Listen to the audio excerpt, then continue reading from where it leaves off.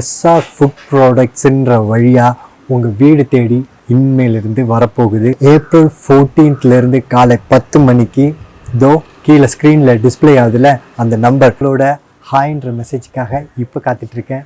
April 14 அன்னைக்கு 10 மணிலேருந்து உங்களுக்கு ஆர்டர்ஸின் வழியாக என்னோடய சேவையை தொடர ரொம்ப ஆசையோடு காத்துட்ருக்கேன்.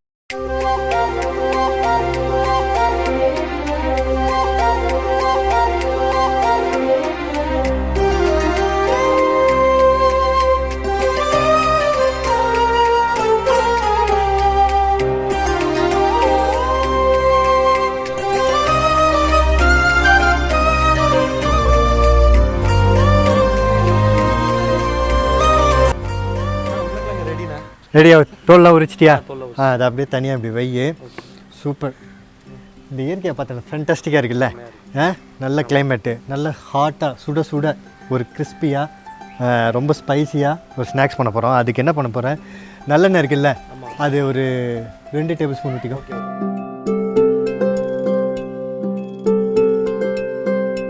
Okay super. ஊற்றிட்டியா? இது எண்ணெய் காயறதுக்கு எப்படியும் கொஞ்சம் நேரம் ஆகும். அதுக்குள்ளே உருளைக்கிழங்கு சூடாக இருந்தால் தான் மேஷ் பண்ண முடியும். சரியா? எடுத்து இதை மேஷ் பண்ணிவிட்டு மொத்தமாக நம்ம ஒரு 2 உருளைக்கிழங்கு தான் மேஷ் பண்ண போகிறோம். அதுதான் நம்ம உரிச்சிருக்கோம். சரியா?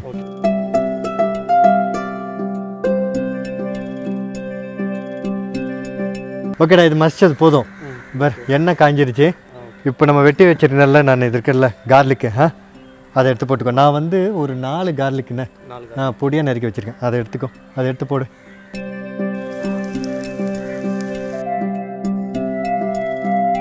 ஓகேடா, இந்த மாதிரி பொன் முருளாக வந்தப்புறம் நான் தண்ணி ஊற்றுறேண்ணே.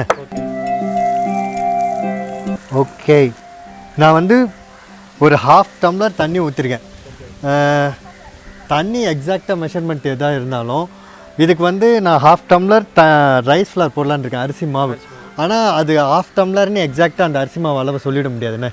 ஏன்னா ஒவ்வொரு அரிசி மாவும் ஒவ்வொரு விதமாக இருக்கும். நீங்கள் பச்சை அரிசியும் யூஸ் பண்ணலாம், புழுங்கல் அரிசி மாவும் யூஸ் பண்ணிக்கலாம். ஆனால் அப்சார்ப்ஷன் பவர், அதோட வாட்டர் அப்சார்ப்ஷன் பவர் ஒவ்வொரு வீட்லேயும் ஒவ்வொரு மாதிரி இருக்கும். அது கரெக்டாக சொல்லிட முடியாது. அதனால தான் முதல்ல நான் தண்ணி ஊற்றிட்டேன். தண்ணி நல்லா கொதிக்க ஆரம்பித்ததுக்கப்புறமா கொஞ்சம் கொஞ்சமாக 1/2 டம்ளர் மெஷர் பண்ணி வச்சுருந்தாலும் கொஞ்சம் கொஞ்சமாக போட்டு அது ஃபுல்லாக வாட்டர் அப்சார்ப் பண்ண உடனே நம்ம எடுத்துக்கலாம். ஓகேவா? தேவையான உப்பு சேர்த்துக்கலாம்.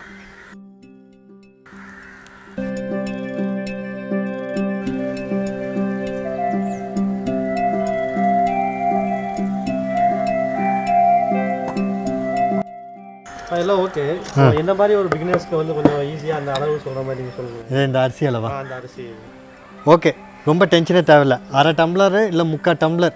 இப்போ நான் 2 டம்ளர் 2 பொட்டேட்டோ பெரிய உருளைக்கிழங்காக போட்டிருந்தேன்ல, அந்த மாதிரி 2 பெரிய உருளைக்கிழங்கா இருந்துச்சுன்னா ஒரு 3/4 டம்ளர் தண்ணியை அளந்து ஊற்றிட்டு அதுக்கு எவ்வளோ அரிசி போடணுமோ போட்டுட்டா அது கன்ஃபார்மாக நல்லாயிருக்கும். ஓகே, ஸோ இப்படி நான் முன்னாடி சொன்னது கூட கன்ஃபியூஷனாக இருந்துச்சுன்னா இப்படி ஃபாலோ பண்ண பர்ஃபெக்டாக வரும். ஓகே, 1/2 டேபிள் ஸ்பூன் நான் மிளகாத்தூள் சேர்த்துக்கிறேன். 1/2 டேபிள் ஸ்பூன் நான் கீயும் சேர்த்துக்கிறேன்.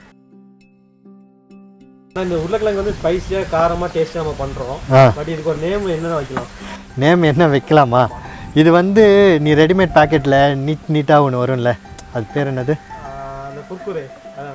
அது மாதிரி அதே கிடையாது, அதே மாதிரி இருக்கு. ஓகேவா? Okay okay okay. இது நல்லா மிக்ஸ் பண்ணிட்டேன்டா. இது பண்ணிட்டா இந்த ரெசிபி ஃபினிஷ் தான். இந்த ரெசிபி நல்லா வர்றதுக்கு முக்கியமான ஒரு விஷயம் இருக்குது. அது என்னென்னா உருளைக்கிழங்கு நல்ல மசிய வேக வைக்கணும். ஓகேவா? நல்லா மசிய வேக வச்சுட்டு அதுக்கப்புறம் நல்லா மேஷ் பண்ணிடணும். ஒரு சின்ன சின்ன பார்ட்டிகல்ஸ் லம்ஸ் எல்லாம் கட்டி கட்டியாக உருளைக்கிழங்கு இருக்கக்கூடாது. இருந்துட்டால் நம்ம ரோல் பண்ணுறதுக்கு கஷ்டமாக இருக்கும். நீ அது இல்லாமல் அப்படி நல்லா மேஷ் ஆகணும்னா சூடாக இருக்கும்போதே பண்ணிட்டா நல்லா வந்துடும். ஓகேவா? ஸோ இதை நல்லா மிக்ஸ் பண்ணியாச்சு. இப்போ நம்ம இதை ரோல் பண்ணிக்கலாண்ணே. இந்த மாதிரி எண்ணெய் ஊற்றிக்கிட்டு நம்ம பிளேட்டில் நல்லா அப்படி அப்ளை பண்ணிக்கலாம்.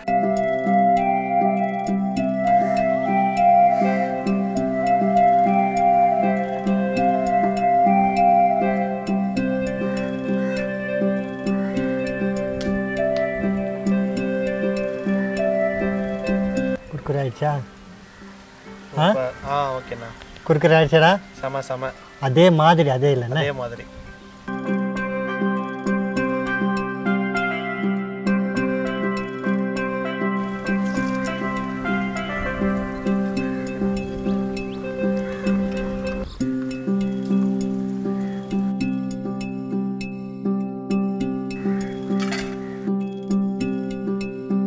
கொஞ்சமாக சாட் மசாலா போட்டு மிக்ஸ் பண்ணிக்கலாம். வாவ், தெரியுதா? மைக்கில் உங்களுக்கு ரிசீவ் ஆச்சான்னு தெரியல. விழும்போது அந்த கிறிஸ்பியாக டங்குன்னு விழும்போது இன்னொரு வாட்டி போட்டுக்கிறோம். தெரியுதா? அவ்வளோ கிறிஸ்பியாக இருக்கும். சப்ஸ்கிரைப் மறக்காம நம்ம சேனலில் லைக் பண்ணுங்கள், கமெண்ட் பண்ணுங்கள், சப்ஸ்கிரைப் பண்ணுங்கள். சிவராமன் கிச்சனுக்கு ஒரு பெல் ஐட்டனை கிளிக் பண்ணுங்கள். ஆமாம், நோட்டிஃபிகேஷன்லாம் வரணும் கரெக்டாக. எல்லாத்தையும் சொல்லிட்டான்.